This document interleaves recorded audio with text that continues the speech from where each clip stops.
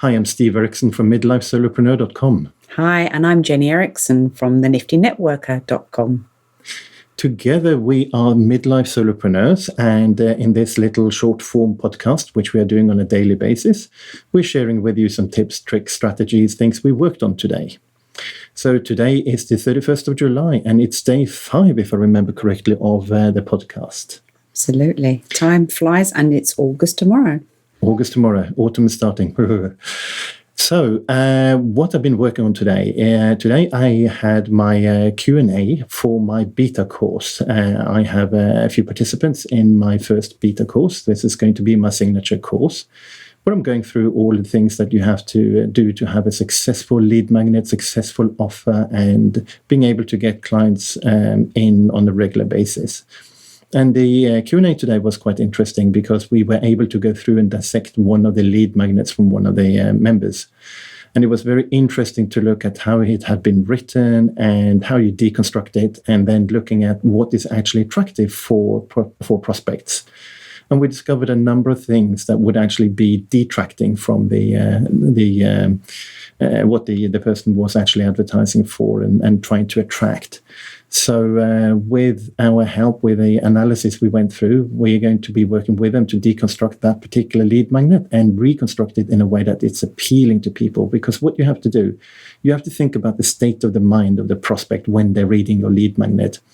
So in this case, the lead magnet would most likely be read by somebody who's actually quite upset, and they need a quick solution to the challenge that they're going through. I don't want to share here in the podcast what that particular challenge is, but trust me when I'm saying they're in considerable amount of, we'll call it pain, because it's emotional distress when they are reading this. And what we found out was that the lead magnet was just written on a level that didn't connect with that particular reader. So what we're doing is we're giving feedback on how you actually change that and become more in tune with what the emotional state is of that prospect, and then communicate with them on their level so they are able to understand what you're offering them is actually a solution, a salvation for their particular challenge. So we'll probably give some updates on lead magnets as well going forward. I'm doing quite a lot of work with that at the moment, because my signature is, of course, is all about attracting clients into your business and doing that in a way that they just flow in, and you can easily convert them by becoming their trusted advisor. And I think the nice thing about that also was that we were able to take that in a safe environment. So it was something that we could share with the group.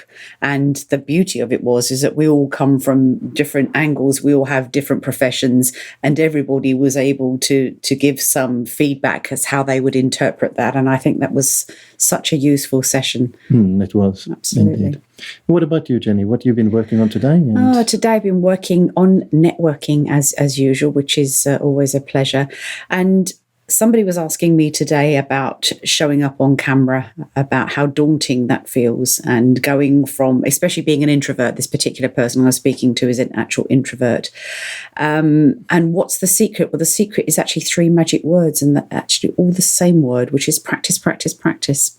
So we work very much on the 80-20 rule, start now and not get perfect, because nobody should be perfect, but, make progress every day. And actually it's 2 P's. So it's practice and it's progress. So how do you start getting confident on camera? Well, the way you do it is by using your phone and just recording yourself, and that footage doesn't have to go anywhere. And you can record yourself as many times as you wish, saying a few things, your shopping list, I don't know, whatever it is you want. The mere fact that you're actually doing it, the practice, the progress, celebrate the small steps. That's how you start. So people that turn up and do Facebook Lives for 15, 20 minutes, they look like they have it all sussed, but they've started somewhere.